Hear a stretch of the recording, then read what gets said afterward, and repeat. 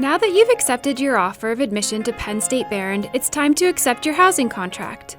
I'm Andrea Conkle, and I'll be helping you through the process of accepting your contract. Students are assigned to on-campus housing in the order in which they accept their housing contract, and popular housing options fill up quickly. That's why it's a good idea to accept your housing contract as soon as you decide to attend Behrend and live on campus.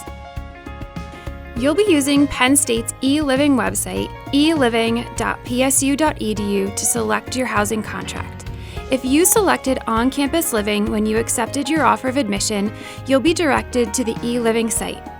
If you are offered a housing contract at some point after accepting your offer of admission, you can navigate to the eLiving site yourself and start the process. Once you're at the eLiving site, log on using your MyPennState username and password. As you're going through the process of accepting your housing contract, you can always click on the link named Instructions if you need more information. To begin, on this screen, you'll be asked if you will require on-campus housing during fall and spring breaks, while the university is closed. Make your selection, then click Next.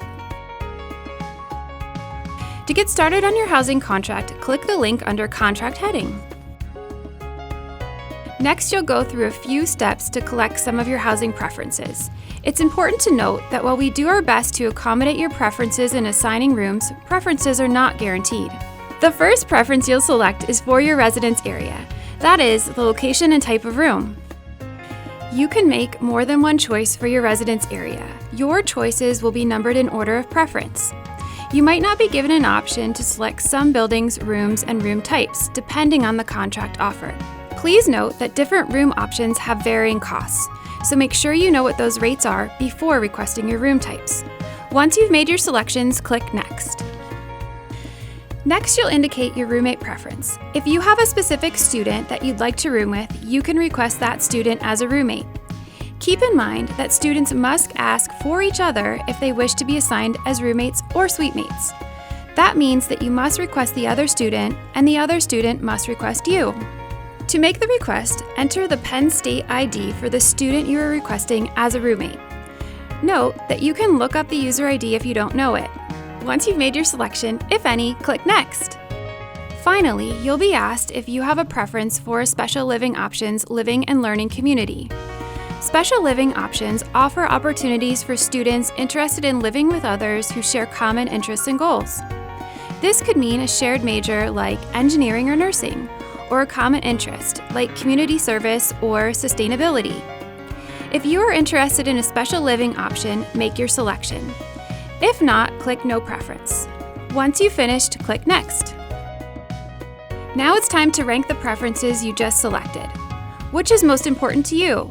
Your location and room type, your roommate request, or your special living option selection? Choose the one that is most important to you from the drop-down menu, then click Next.